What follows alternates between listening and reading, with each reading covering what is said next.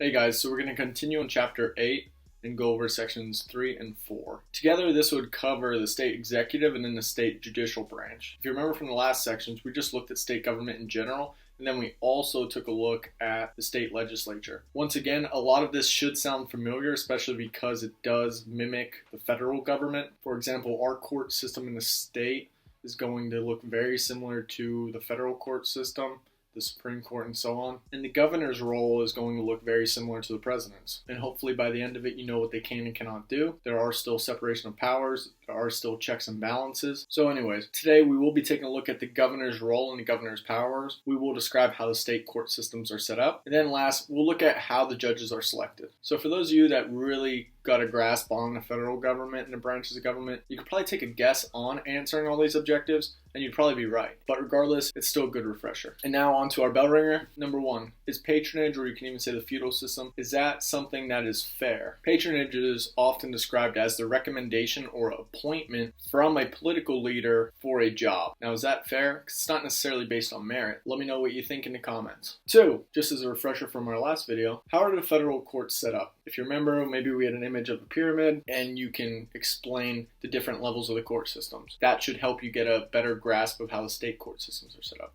Citizens in each state elect a governor to run the day-to-day affairs of their state. The governor in general is just the chief executive in the state. You can think of that executive as somebody that executes the law to make sure people follow it. If you remember, the executive of the federal government would be the president. You can think of it at our own school as basically the superintendent or even Mr. Hockenbrock. It's a head person in charge. They don't do everything. They can't do everything, but they make sure things are carried out. In our state, the governor would be Tom Wolf. Governors lead the state government. They set priorities. They make government appointments, so they give people jobs, and they implement the laws to meet their state's needs. If you remember in our last video, the state constitution is the thing that actually sets up their qualifications. So each state will actually list what the qualifications for the governor is, and it varies. Most states require their governor to be at least 30 years old. Not all. For example, Ohio and California actually can allow their governor to be 18 years old. Most governors do serve 4 years, and it's usually only 1 or 2 terms. But again, it just varies on the state. Another example is Vermont and New Hampshire,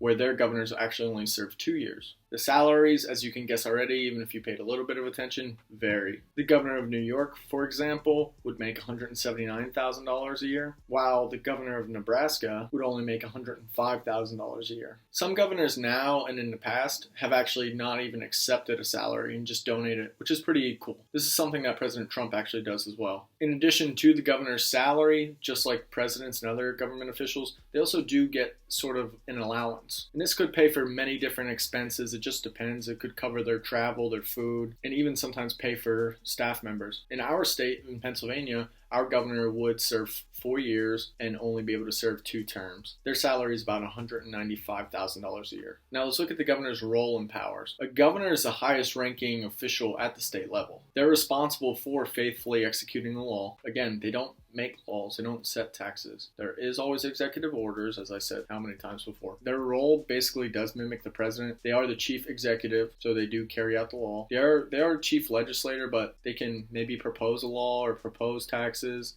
And since they are one of the highest officials, they are kind of like a party leader. It doesn't mean that people have to listen.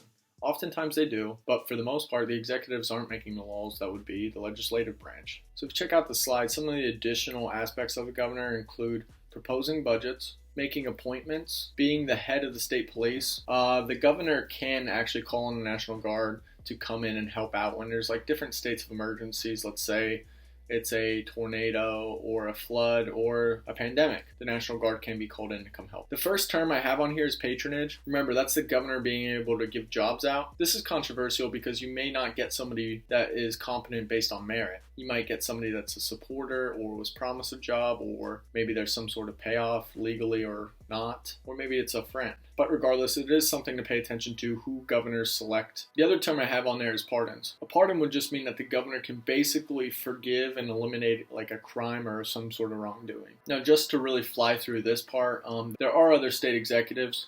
I don't want to put a ton of emphasis on this, so I'll just go through it quickly. There is a lieutenant governor. The position is very similar to that of the vice president for the president. Our lieutenant governor in Pennsylvania is John Fetterman. and he's not actually that guy. He's the much bigger, atypical looking politician. Their main job is to take over the governor's role if something happens. And also, just like the federal government, the lieutenant governor would also be the head of the state senate. The secretary of state would keep records and carry out election laws. The attorney general is in charge of legal business. The state treasurer is in charge of all the funds. The state auditor is making sure those funds are used correctly. The secretary of education, or sometimes they're called the superintendent of instruction, is the one that handles all the policies on education. And if you'd like to know more on those positions, just let me know. But basically, they are what you think they are. What they do is in their name, and what they do at the state level is basically what they do at the federal level, in those same positions. Alrighty, on to the state courts. So you should know that state legislators are the ones making these laws. State executives are the ones putting these laws into action. And then we get to the state courts, and they're the ones making sure that everybody's following it and deciding what to do when they're not. The state courts would include something as small as a speeding ticket, and then even go as high up as a state Supreme Court. Each state has the power to set up their own court systems. And then they also set up their own penal code. A penal code is just a set of criminal laws. In most of the states, citizens actually vote and select their state court justices, but in some states the governor makes those appointments. One interesting way that some states elect their judges is called the Missouri Plan. Now this method calls for a committee of judges, lawyers, and then also just ordinary citizens, and they would prepare a list of qualified judges. Then the governor would appoint somebody based on this list. After the governor selects one, then it goes back to the citizens to vote in this judge or not. So there's an interesting method to go about it. The judges' terms of service always vary from state to state. In a lot of places you can just vote the judge out or use recall, if you remember from last section, or even just impeachment. Now let's take a look at the different state levels of the courts. Here's an image of one. At the very, very lowest level are the lower magistrate courts. This involves just traffic violations or other small violations. Above that would be the common pleas court. And these are trial courts for any small to large criminal or civil case. Above that would be the Superior Court and the Commonwealth Court. The Superior Court would be a court of appeals. They get around 8,000 cases a year. They have 15 judges. And they're located in 3 of our largest cities where people would have to travel to hear their appeals. The Commonwealth Court hears appeals and original cases. A lot of the cases in the Commonwealth Court have to do with conservation, insurance, and even workman's comp. Now the highest court we have, just like at the federal system, is the Supreme Court. But this would be the Pennsylvania Supreme Court. They do have the final say, and they do try to set their decisions based on the Constitution and precedents. And as one more quick review, remember at the bottom level it is just traffic court. It could be something little like a parking ticket. Then we have the trial courts just above that, but still at the bottom. They would hear all civil and criminal cases. It could be something little or something larger. Above that are the appeals courts. Somewhere in the middle, you could say it's our Superior Court or our Commonwealth Court in Pennsylvania. And they would review cases from the trial courts.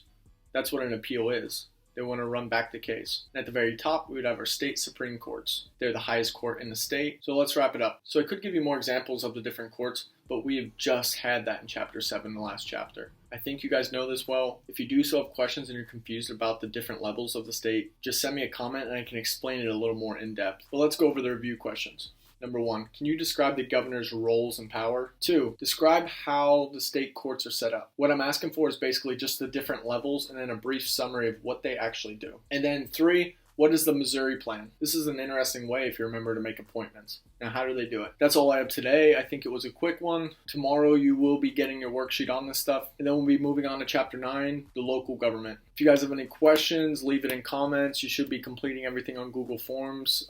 It should be easiest for you, but submit it however you like. We have about 4 weeks left of class. We're almost done, and I hope some of these things stick, and I hope that you've gotten something out of it. Thanks, guys. Bye.